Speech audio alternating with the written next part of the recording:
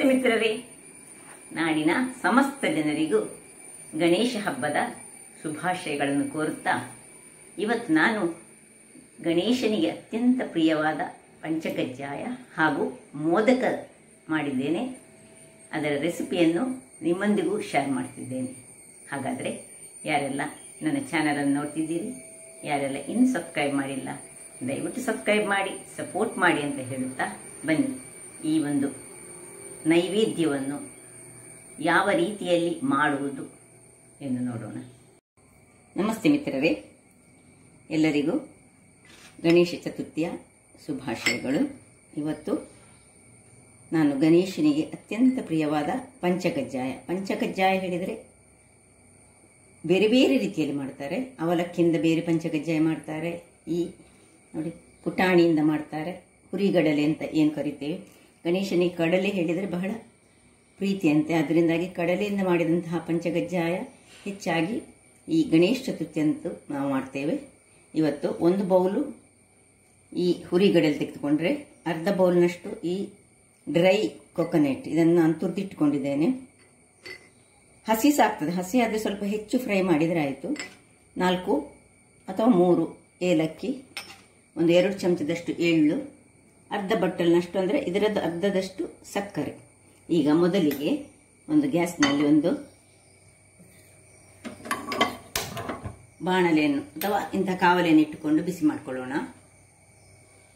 ಮೊದಲಿಗೆ ನಾವು ಇಲ್ಲಿ ಇದು ಬಿಸಿಯಾದ ಕೂಡಲೇ ಸ್ವಲ್ಪ ಡ್ರೈ ತೆಂಗಿನಕಾಯಿಯನ್ನು ಸ್ವಲ್ಪ ಸಣ್ಣ ಉರಿಯಲ್ಲಿ ಸ್ವಲ್ಪ ಇದರಲ್ಲಿರುವ ಎಂತಾದ್ರೂ ಸ್ವಲ್ಪ ನೀರಿನ ಪಸೆ ಇದ್ದರೆ ನಾವು ತೆಗೆದುಕೊಳ್ಳಲಿಕ್ಕೆ, ಅಥವಾ ನಿಮ್ಮ ಹತ್ರ ಹಸಿ ತೆಂಗಿನಕಾಯಿ ಇದ್ದರೆ ಸಹ ಇದನ್ನು ಹೀಗೆ ಒಳ್ಳೆ ರೋಸ್ಟ್ ಮಾಡಿಕೊಂಡ್ರೆ ಆಯ್ತು. ಸ್ವಲ್ಪ ನೀರಿನ ಪಸೆ ತೆಗೆದರೆ ಆಯಿತು.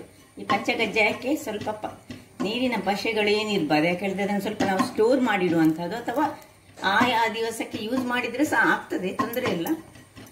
ಸ್ವಲ್ಪ ಫ್ರೈ ಆಗುವಾಗ ಇಷ್ಟ ಆಗುವಾಗ ಇದನ್ನು ಇದಕ್ಕೆ ಒಂದು ಅದೇ ಬೌಲಿಗೆ ತೆಗೆದುಕೊಳ್ಳೋಣ.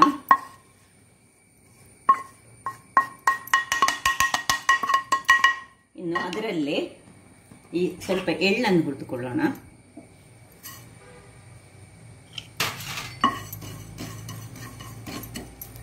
ಎಳ್ಳು ಸಹ ಹಾಗೆ ತುಂಬ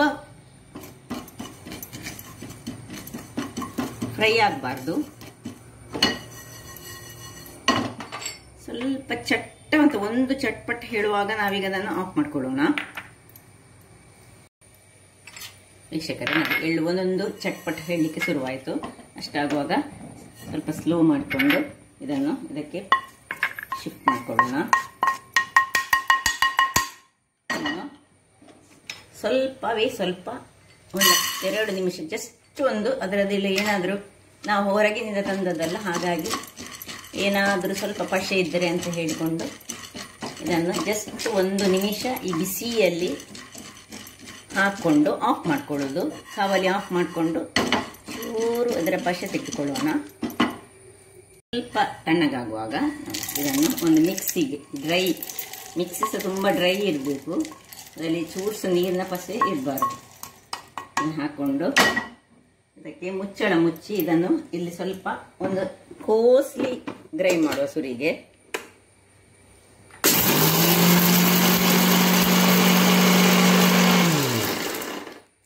ನೋಡಿ, ಇಷ್ಟು ಸ್ವಲ್ಪ ಕೋಸ್ಲಿ ಗ್ರೈಂಡ್ ಆಗುವಾಗ ಇದಕ್ಕೆ 3 ಏಲಕ್ಕಿಯನ್ನು ಹಾಕೊಳ್ಳೋಣ.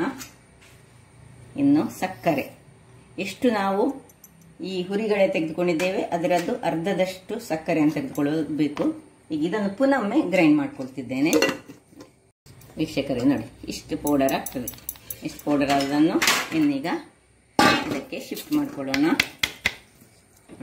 ಒಂದು ಬೌಲ್ನಲ್ಲಿ ಎಷ್ಟಾಯಿತು ನೋಡಿ, ಒಂದು ಬೌಲ್ ಹುರಿಗಡೆಯಲ್ಲಿ ಮತ್ತು ಸಕ್ಕರೆ ಸೇರಿದ್ರೆ ಎಷ್ಟಾಯಿತು. ಇನ್ನು ಇದಕ್ಕೆ ಈ ರೋಸ್ಟ್ ಮಾಡಿದಂತಹ ತೆಂಗಿನ ತುರಿಗಳನ್ನು ಹಾಕೊಳ್ಳೋಣ.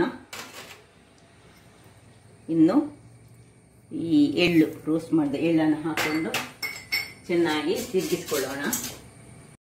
ಇದನ್ನು ಹೀಗೆ ಚೆನ್ನಾಗಿ ಡ್ರೈ ಇಂದ ಮರದ ಇದರಲ್ಲಿ ಸ್ವಲ್ಪ ಮಾಡಿದರೆ ಒಳ್ಳೆ ಚಂಡಿ ಇರುವಂಥದ್ರಲ್ಲಿ ಯಾವುದರಲ್ಲಿ ಮಾಡಿದರೆ ಮಾಡಬಾರ್ದು. ನೋಡಿ, ಒಳ್ಳೆ ಮಿಕ್ಸ್ ಆಯಿತು.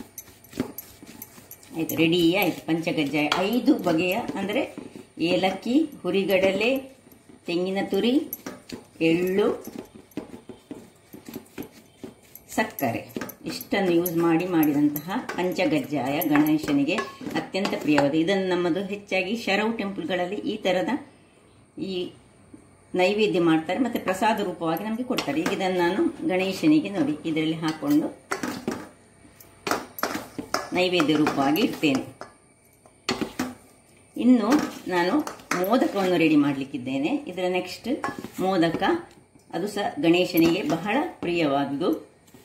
ಅದರಿಂದ ಇದರ ನೆಕ್ಸ್ಟ್ ಒಂದು ಮೋದಕವನ್ನು ಸಹ ನೋಡಿ ನಿಮಗೆ ಖುಷಿ ಅನಿಸಿದರೆ ನನ್ನ ಈ ಬೋಳೂರು ಸುವರ್ಣ ಚಾನಲನ್ನು ದಯವಿಟ್ಟು ಲೈಕ್ ಮಾಡಿ, ಶೇರ್ ಮಾಡಿ ಹಾಗೂ ಸಬ್ಸ್ಕ್ರೈಬ್ ಮಾಡಿ.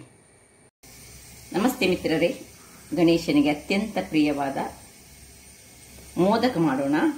ನೋಡಿ, ಒಂದು ಬೌಲ್, ದೊಡ್ಡ ಬೌಲ್ನಲ್ಲಿ ಫುಲ್ಲು ಈ ಅಕ್ಕಿಯ ಹುಡಿಯನ್ನು ತೆಗೆದುಕೊಂಡಿದ್ದೇನೆ. ಒಂದು ಸಣ್ಣ ಬೌಲು ಬೆಲ್ಲ ಸಿಹಿಗೆ, ನಿಮ್ಮ ಸಿಹಿಗೆ ತಕ್ಕಂತೆ, ಸ್ವಲ್ಪ ಸಿಹಿಯಾದರೆ ಒಳ್ಳೆಯದು. ಮೋದಕ ಹೇಳಿದರೆ ಸ್ವಲ್ಪ ಸಿಹಿಯೇ ಇರಬೇಕು. ಒಂದು ಬೌಲ್ನಷ್ಟು ತೆಂಗಿನ ತುರಿ ಮತ್ತು ಈ ಏಲಕ್ಕಿಯ ಪುಡಿಯನ್ನು ತೆಗೆದುಕೊಂಡಿದ್ದೇನೆ. ಈಗ ಮೊದಲಿಗೆ ಇಲ್ಲಿ ಒಂದು ಬಾಣಲೆಯನ್ನು ಇಟ್ಕೊಂಡಿದ್ದೇನೆ. ಈಗ ಎಷ್ಟು ನಾವು ಅಕ್ಕಿ ಹುಡಿ ತೆಗೆದುಕೊಳ್ತೇವೆ ಅಷ್ಟೇ ನಾವು ಅದೇ ಬೌಲಿನಲ್ಲಿ ಒಂದು ಬೌಲಿನಷ್ಟು ಫುಲ್ಲು ನೀರನ್ನು ತೆಗೆದುಕೊಳ್ಬೇಕು. ನೀರನ್ನು ತೆಗೆದುಕೊಂಡು ಅದಕ್ಕೆ 1 ಸ್ಪೂನಿನಷ್ಟು ತುಪ್ಪ ಹಾಕೊಳ್ಬೇಕು.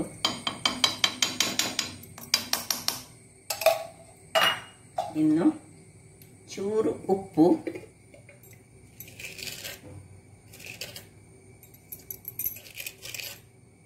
ರುಚಿಗೆ ತಕ್ಕಷ್ಟು ಉಪ್ಪನ್ನು ಹಾಕೊಂಡಿದ್ದೇನೆ. ಇದೊಂದು ಕುದಿ ಬರಲಿ. ಓಕೆ, ಇದು ಕುದೀತಾ ಇರುವಾಗ ನೋಡಿ ಕುದೀಲಿಕ್ಕೆ ಶುರುವಾಯಿತು. ಈಗ ಈ ಒಂದು ಬೌಲ್ನಷ್ಟು ಇದನ್ನು ನಿಧಾನಕ್ಕೆ ಇದರಲ್ಲಿ ಹಾಕೊಂಡು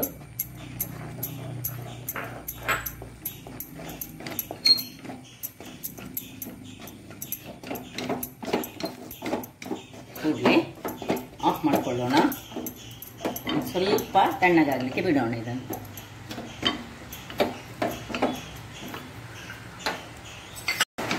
ಈಗ ಇದನ್ನು ಒಂದು ಪ್ಲೇಟಿಗೆ ಶಿಫ್ಟ್ ಮಾಡಿಕೊಳ್ಳೋಣ ಮತ್ತು ಸ್ವಲ್ಪ ನಾದಿಕೊಳ್ಳಿಕ್ಕೆ ಉಂಟು. ಇದನ್ನು ಚೆನ್ನಾಗಿ ಕೈಯನ್ನು ಸ್ವಲ್ಪ ಒದ್ದೆ ಮಾಡಿಕೊಂಡು ಇದನ್ನು ನಾದಿಕೊಳ್ಳೋಣ.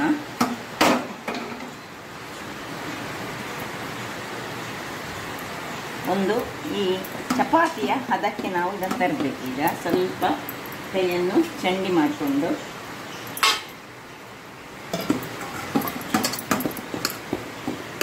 ಒಳ್ಳೆ ಸಾಫ್ಟ್ ಆದ ಒಂದು ಡೋ ಅನ್ನು ತಯಾರಿಸಿಕೊಳ್ಳೋಣ.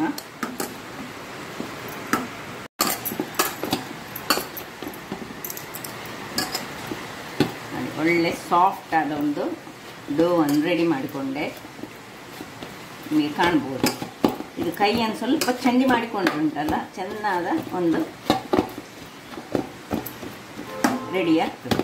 ಈಗ ಇದನ್ನು ಮುಚ್ಚಿಟ್ಟುಕೊಂಡು ಸೈಡಲ್ಲಿಡುವ.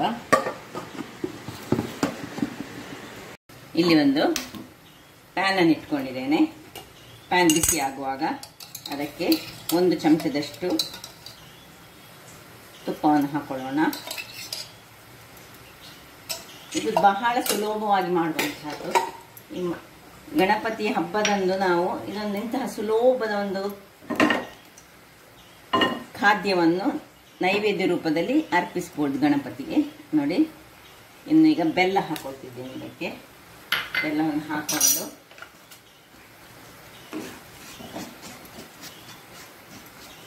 ಬೆಲ್ಲ ಸ್ವಲ್ಪ ಕರಗಲಿಕ್ಕೆ ಆಗುವಾಗ ಈ ತೆಂಗಿನ ತುರಿಯನ್ನು ಹಾಕೊಳ್ತಿದ್ದೇನೆ.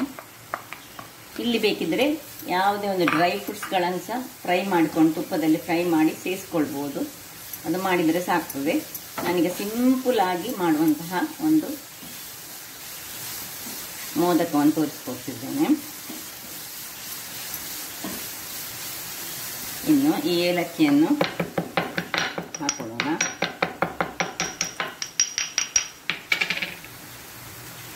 ಸ್ವಲ್ಪ ಇದರಲ್ಲಿ ಡ್ರೈ ಹಾಕ್ಕೊಳ್ಬೇಕು, ಎಲ್ಲ ಮಿಕ್ಸ್ ಹಾಕ್ಕೊಳ್ಬೇಕು ಒಳ್ಳೆಯ ರೀತಿಯಲ್ಲಿ. ನಾನೀಗೊಂದು 5-6 ಒಂದು 7 ಆಗುವಷ್ಟು ನಾನು ಮಾಡ್ತಾ ಇದ್ದೇನೆ. 7 ಮೋದಕಕ್ಕೆ ಬೇಕಾದಷ್ಟು ಮಾತ್ರ ಮಾಡ್ತಿದ್ದೇನೆ ನಾನು. ನೀವು ಹೆಚ್ಚು ಸಹ ಮಾಡ್ಕೊಳ್ಬೋದು.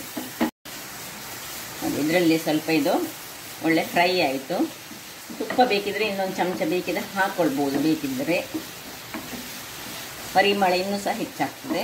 ಸ್ವಲ್ಪ ಸಾಕು. ಇಷ್ಟನ್ನು ಆಫ್ ಮಾಡಿಕೊಂಡು ಸ್ವಲ್ಪ ಇದನ್ನು ತಣ್ಣಗಾಗಲಿಕ್ಕೆ ಬಿಡೋಣ. ಇದೀಗ ಇಲ್ಲಿ ತಣ್ಣಗಾಗ್ತಾ ಇರುವಾಗ ನಾವು ಇಲ್ಲಿ ಇದರಲ್ಲಿ ಉಂಡೆಗಳನ್ನಾಗಿ ಮಾಡಿಕೊಳ್ಳೋಣ. ಒಳ್ಳೆ ಚೆನ್ನಾಗಿ ಇದೊಂದು ಎಷ್ಟೆಷ್ಟು ದೊಡ್ಡದು ಬೇಕು ನೋಡಿ. ದೊಡ್ಡದು ಬೇಕಿದ್ರೆ ದೊಡ್ಡ ಮೋದಕ ಮಾಡ್ಬೋದು. ಹದಾ ಸೈಜಿದ್ದು ಬೇಕಿದ್ರೆ ಹದಾ ಸೈಜಿದ್ದು ಮೋದಕವನ್ನು ಮಾಡ್ಕೊಳ್ಬೋದು. ನೋಡಿ ಹೀಗೆ ಉಂಡೆಗಳಾಗಿ ಸುಲಿಗೆ ಮಾಡಿಕೊಳ್ಳೋಣ.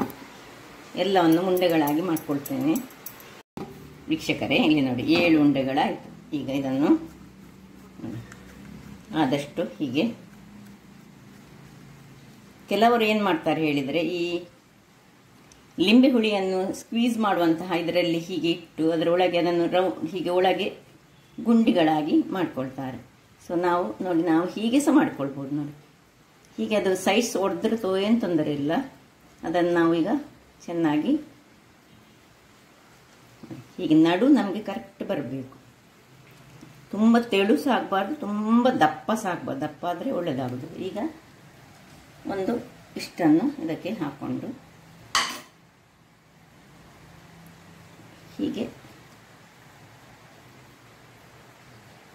ಒಂದೊಂದನ್ನು ಈ ರೀತಿಯಲ್ಲಿ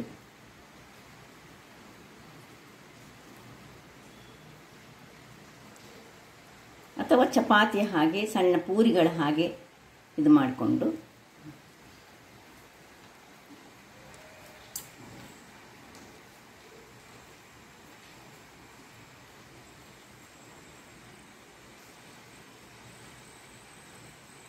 ಮೇಲೆಯಲ್ಲಿ ಸ್ವಲ್ಪ ನಾವಿದನ್ನು ಹೀಗೆ ಕೊಡಬೇಕು. ಇನ್ನು ಇದಕ್ಕೆ ಆ ಮೋದಕದ ಶೇಪ್ ಬರಲಿಕ್ಕೆ ಸ್ಪೂನಿನಲ್ಲಿ ನಾವು ಅದಕ್ಕೆ ಒಂದು ಕಟ್ಸನ್ನು ಕೊಡೋಣ. ನೋಡಿ ಹೀಗೆ ಒಂದೊಂದು ಹೀಗೆ ಕಟ್ಸ್ ಹೀಗೆ ಕೊಟ್ಟರೆ ಮೋದಕದ ಶೇಪೇ ಬರ್ತದೆ ನಮಗೆ.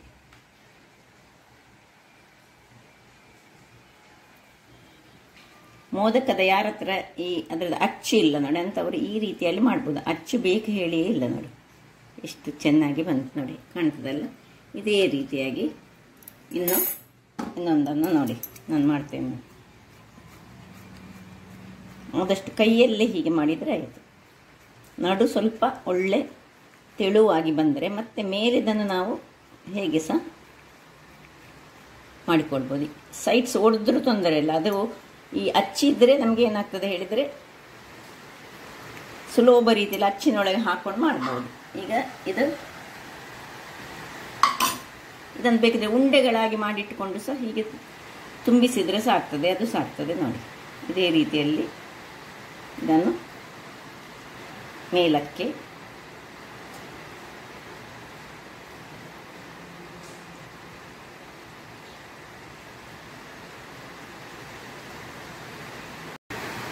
ನೋಡಿ ಹೀಗೆ ಇದನ್ನು ಮತ್ತೆ ಇಲ್ಲಿ ಸ್ವಲ್ಪ ನಾವು ಈ ಮೋದಕದ ಶೇಪ್ ಕೊಡಬೇಕು. ಹೀಗೆ ಮಾಡಿದ ಮೇಲೆ ಉದ್ದಕ್ಕೆ ತರುವುದು ನೋಡಿ. ಈ ರೀತಿಯಲ್ಲಿ ಕೊಟ್ಟು ಆಯ್ತಲ್ಲ ನೋಡಿ.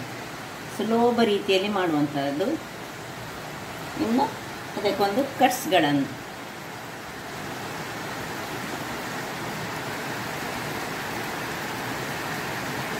ಕೇಸರೆಲ್ಲ ಇದ್ದರೆ ಇದರ ಮೇಲೆ ಸ್ವಲ್ಪ ಇಟ್ಕೊಳ್ಬೋದು. ಬೇಕಿದ್ದರೆ ಒಂದೊಂದು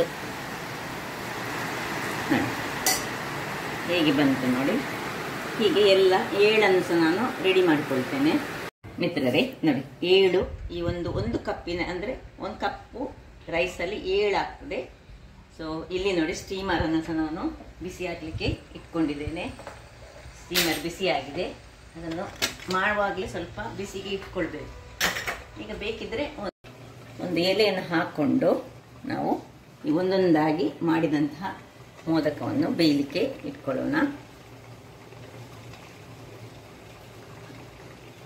ಗಣಪನಿಗೆ ಅತ್ಯಂತ ಪ್ರಿಯ ಹೇಗೆ ಈ ರೂಪದಲ್ಲಿ ನಾವು ಅದನ್ನು ಮಾಡಿ ನೈವೇದ್ಯವಾಗಿ ಇಡ್ತೇವೆ. ಸೊ 7 ಆಯಿತು. ಇಷ್ಟನ್ನು ಇಟ್ಟುಕೊಂಡು ನಾವು ಇದನ್ನು ಬೇಯಿಸ್ಕೊಳ್ಳೋಣ. ಒಂದು 20 ನಿಮಿಷ ಬೇಯಿಸ್ಕೊಳ್ಳೋಣ. ವೀಕ್ಷಕರೇ, 20 ನಿಮಿಷಗಳ ಬಳಿಕ ಇದನ್ನೀಗ ಆಫ್ ಮಾಡಿಕೊಂಡು ನೋಡೋಣ. ವೀಕ್ಷಕರೇ ನೋಡಿ, ಸ್ವಲ್ಪ ತಣ್ಣಗಾಗಲಿ. ತಣ್ಣಗಾದ ಮೇಲೆ ಒಂದೊಂದಾಗಿ ಈ ಎಲೆಯಲ್ಲಿಟ್ಟು ಗಣೇಶನಿಗೆ ನೈವೇದ್ಯ ಮಾಡೋಣ. ಸ್ವಲ್ಪ ಬಿಸಿಯೇ ಇದ್ದರೆ ಏನಾಗ್ತದೆ ಹೇಳಿದರೆ ನಮಗೆ ಅದು ತೆಗಿಲಿಕ್ಕೆ ಸ್ವಲ್ಪ ಕಷ್ಟ ಆಗ್ತದೆ ಹೇಳಿ ಅಷ್ಟೇ, ಮತ್ತೇನಿಲ್ಲ. ಏನು ಚೆನ್ನಾಗಿ ಬಂದಿದೆ ನೋಡಿ.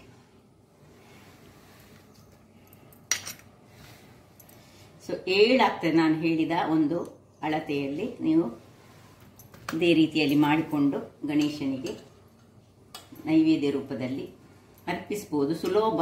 ನಾವು ಹೆಚ್ಚಾಗಿ ಕರಾವಳಿಗರು ಈ ರೀತಿಯಾಗಿ ಮಾಡುವುದಿಲ್ಲ. ನಮ್ಮದು ಯಾವಾಗಲೂ ಸ್ವೀಟ್ ಪುಂಡಿ ಒಂದು ಬೇರೆ ಇರ್ತದೆ. ಇದು ಗಣೇಶನಿಗೆ ನಾವು ಈಗ ನೋಡಿ ಕಲ್ತಂತಹದ್ದು. ಮುಂಚೆಲ್ಲ ನಾವು ಮಾಡ್ತಿರ್ಲಿಲ್ಲ ಹೆಚ್ಚಾಗಿ.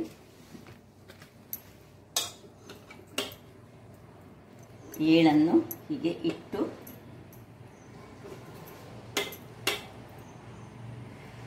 ಎಷ್ಟು ಚೆನ್ನಾಗಿ ಬಂದಿದೆ ನೋಡಿ. ಸ್ವಲ್ಪವೂ ಒಡೆಯುವುದಿಲ್ಲ, ಏನಾಗುವುದಿಲ್ಲ. ನಾನು ಹೇಳಿದ ರೀತಿಯಲ್ಲಿ ಮಾಡಿದರೆ ಉಂಟಲ್ಲ, ಒಡೆಯುವುದು ಸಹ ಇಲ್ಲ, ಏನಿಲ್ಲ. ಅದೇ ರೀತಿಯಲ್ಲಿ ಹಚ್ಚಬೇಕಂತ ಸಹ ಇಲ್ಲ. ಹಾಗಾದರೆ ನೋಡಿದ್ರಲ್ಲ ವೀಕ್ಷಕರೇ, ಒಂದು ರುಚಿಕರವಾದ ಗಣೇಶನಿಗೆ ಅತ್ಯಂತ ಪ್ರಿಯವಾದ ಮೋದಕವನ್ನು ತಯಾರಿಸಿದ್ದೇನೆ. ಹಾಗಾದರೆ ನನ್ನ ಈ ಕುಕಿಂಗ್ ಚಾನಲ್ ನಿಮಗೆ ಇಷ್ಟ ಆದರೆ ಬೋಳೂರು ಸುವರ್ಣ ಚಾನಲನ್ನು ಲೈಕ್ ಮಾಡಿ, ಶೇರ್ ಮಾಡಿ, ಹಾಗೂ ಸಬ್ಸ್ಕ್ರೈಬ್ ಮಾಡಿ, ಹಾಗೂ ನನ್ನ ಇನ್ಸ್ಟಾಗ್ರಾಮ್ ಪೇಜನ್ನು ಫಾಲೋ ಮಾಡಿ. ಧನ್ಯವಾದಗಳು.